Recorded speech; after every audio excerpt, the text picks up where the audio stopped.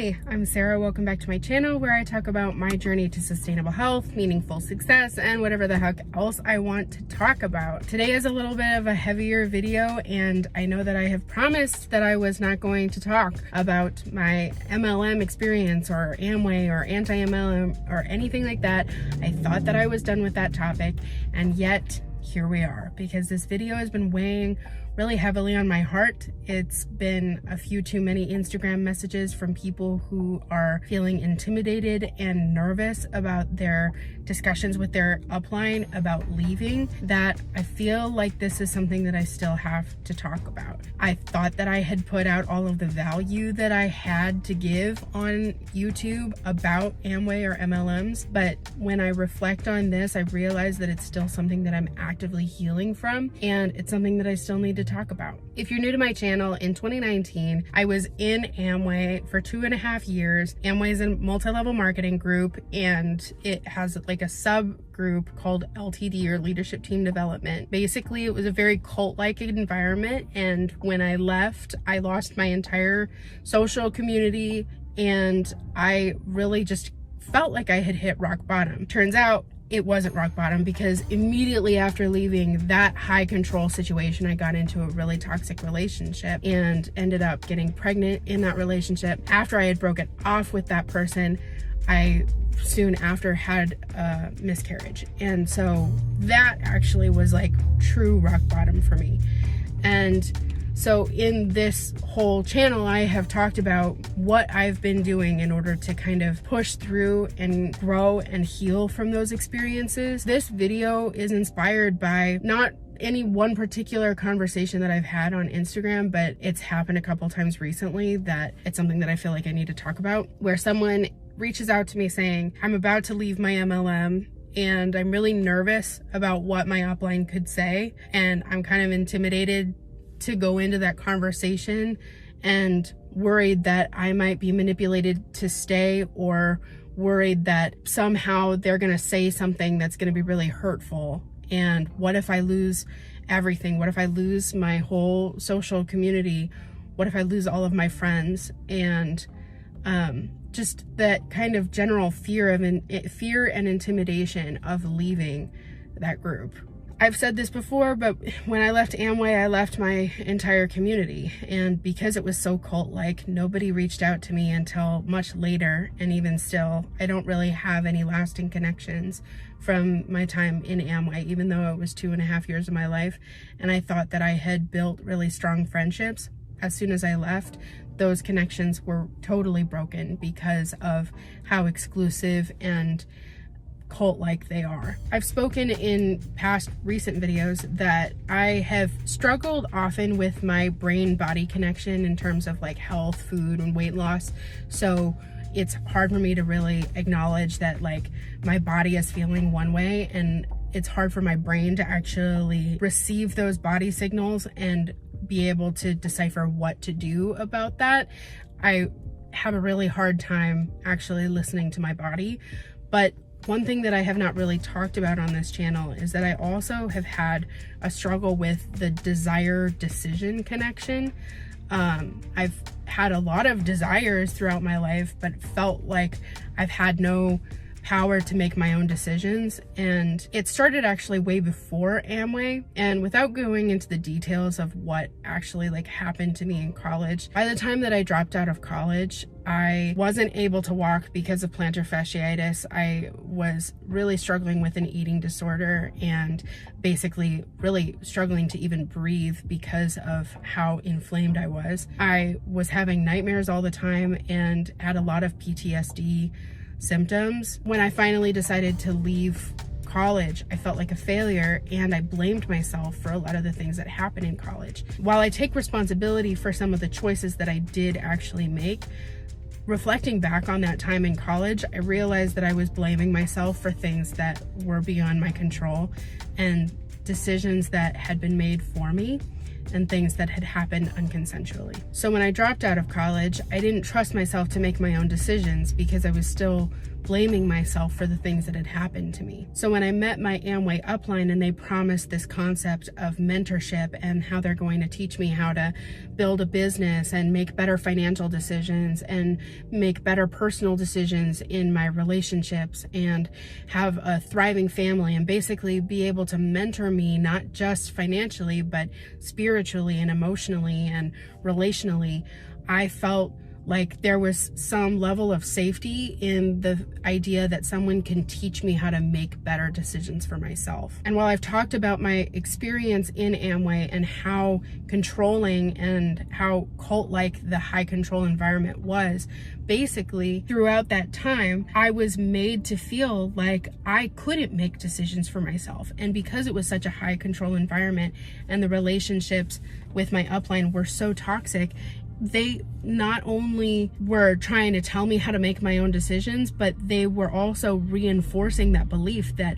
I was not competent to make my own decisions, that I needed mentorship and I needed someone else's permission and someone else's approval for the decisions that I was making in my life. I have so many videos about my experience in Amway, and so I won't go into the full details of that, but basically by the time that I had made the decision to leave Amway, I was at my breaking point and I was physically breaking down. Basically, I have the conversation actually recorded of when I decided that I was going to take a break from Amway. Even though that was an independent decision that I had made for myself, that did not mean that by the time that I left Amway, I felt fully independent and I felt like I could fully trust myself. In fact, that's why I ended up getting into that really toxic relationship right after leaving Amway, was because I still didn't feel secure in my own ability to make my own decisions. And I also felt really alone. And so I just kind of fell into the next situation, which ended up being really toxic. And it took me a really long time for me to actually admit to myself and to a therapist that the things that happened in that relationship were non-consensual. It then took another act of courage for me to just call that person and say, I don't want to be in a relationship with you anymore. And I called them so that I wouldn't have to be in their physical presence while I was breaking up with them. So yet again, in a situation where I felt like I needed to break free from something else. It just was kind of a cycle and I was spiraling. I think if there's one thing that I wish that people got from my channel, if I were to narrow down what I have been trying to say through every single video that I have posted on YouTube, is that there is a way out and you can choose. There is a way to healing, there's a way to independence, there's a way to freedom, and there's a way to success.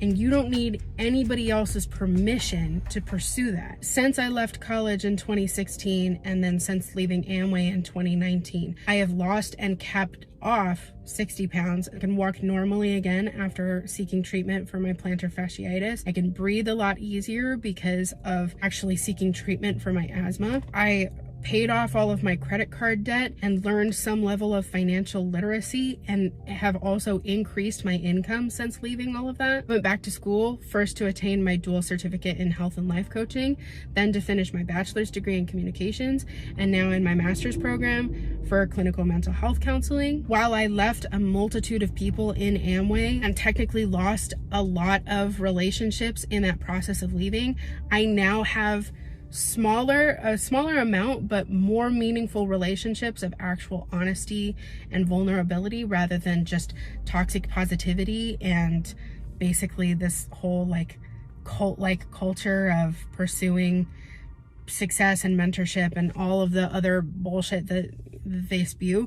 Now I actually have genuine relationships, and I'm in a relationship with someone who actually holds me accountable to making my own decisions and having input, because it had been such a, I mean, these are like story time after story time. It's not even just the one guy. It was like a whole number of relationships with people who I would just kind of passively let them make the decisions and feel then like I had no culpability in what happened to me, but then I also had no autonomy in what was happening in my life. I was just letting other people make decisions for me. So in one way, it's a real injurious thing to have somebody making your decisions for you. And it's a really like abusive or manipulative thing, but it's also on some level somewhat of a cop-out if it's like you refuse to make your own decisions and have somebody else make decisions for you, and then whatever happens, you can't be blamed for it. So I'm not blaming the victim here in any sort of sense. Like, there are things that have happened to me that were out of my control and against my consent. I will not blame myself for that any longer. Now, I also choose to make my own decisions and not entrust my destiny or my future to somebody else's agenda. I would rather take that responsibility for my life and make my own decisions than to continue to passively let other people make decisions for me. But that isn't just a single like flip of the switch. Now all of a sudden I have my independent thoughts. It's been a long process since 2019 for me to actually start building my ability to believe in myself, trust myself. It started with therapy. I went to therapy and I started talking about my experiences. I had had so much manipulation and gaslighting in my Amway experience that it took a lot of therapy for me to even talk about this and realize that the things that I had been thinking all along were true and that I wasn't crazy for thinking those things. And it took therapy, and it also was a therapeutic process to be putting out videos and having my YouTube community comment and saying that they had the exact same experience and that I wasn't crazy for thinking the things that I was thinking. So even in that, I had to like deprogram from a lot of that manipulation. But not only did I have to stop the negative influences and the manipulative and toxic kind of input, but I also had to switch the input that I was putting in. And so I started getting a variety of podcasts. I started reading different books from different people and not just trusting just one person to guide every single thing in my life. I take a lot of advice from a lot of different people, but I don't trust just one singular person to make that decision for me, because that is toxic and you risk giving up your entire autonomy when you just let someone, like one individual person or organization, make all of your decisions for you. So it was helpful for me to read different books, listen to different podcasts, find different YouTube creators, and start to actually get some better influence without being completely controlled. And then I had to actually exercise my ability to make my own decisions, and that came in the form of journaling and just brain dumping. I always have this kind of notebook with me when I make videos, and just basically I carry this notebook everywhere. This is like probably the 5th notebook of this type that I have gone through.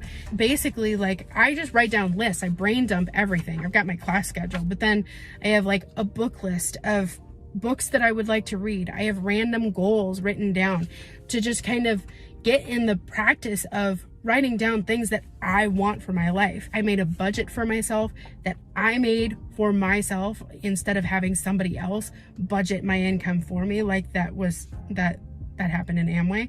So I made my own budget. But these are things that I actually use as brain exercises to remind myself of the things that I want for my life and the resources that I have and the desires that I have, so that I can make strategies to actually make decisions for working toward those goals. I'm no longer just leaving my destiny up to chance, and I'm certainly no longer leaving my destiny up to someone else to control and to dictate. There are a lot of resources and therapists who are specifically geared toward helping people get out of high coercive or high control situations and high manipulation and control relationships. And so it's not actually just as simple of like, just leave the organization. A lot of people who are stuck in these organizations actually do feel emotionally stuck and feel a sense of worthlessness and feel a sense of incompetence or dependence or reliance on their upline, to a point where it's difficult for them to even imagine the level of independence that it would take for them to make a decision independently of their upline. And so in these kind of situations, I think it's highly necessary to seek counseling, to seek therapy. I think it's highly necessary to start getting the voices of other people, not just one individual person. And I think it's highly important for people to start working on their ability of self-trust and their ability to make decisions and strategize for themselves the different things that they want in their lives. Even though I left Amway in 2019, it's still something that I'm actively healing from. I mean, my partner and I had a conversation just yesterday about how I need to start putting in more input and actually having more of a say in what we do or whatever, because it's such a default for me to leave the decision up for somebody else. And I think that this is kind of just a call for anybody who is listening, that they are completely capable and they have you have the choice, you have the ability, you can choose hope, and you don't need anybody else's permission to do that. A lot of the lies that people believe about themselves when they get into these types of organizations is that this is the only way to achieve the things that they have been wanting to achieve, and that's not the case. So I know I've said this in other videos, but I think that it bears repeating that there is nothing that these people have that you can't get elsewhere. They are not the only people who can mentor you on finances. They're not the only people who can mentor you spiritually or in your relationships or in your family. They probably don't live as perfect lives as they portray, because that's just kind of the culture of this toxic positive kind of atmosphere where they're not going to tell you what's going wrong in their lives, and they're going to portray like they have everything together, but that's not the case. Nobody has it all together. And if your upline is telling you that they have it all together and they can tell you how to make better decisions for yourself, they're telling you a bold-faced lie. I hope that some of these things maybe make you feel empowered, or at least not alone. And I think that it's important to seek counsel, to seek other community, and then to seek what you actually desire and strategize for yourself what measures you're going to take to get that. So anyway, I love you guys so much. Thank you so much for watching. If you have any other pressing concerns, comment down below, but also I'll leave my Instagram in the description below so that you can reach out if you have some things that you'd like to work out. I'm not a counselor or anything, but I certainly have high empathy and may have some experiences that might be able to offer some level of consolation to you. Anyway. Okay, I'm going to stop rambling, but it's been good. So I'll see you later. Okay, bye.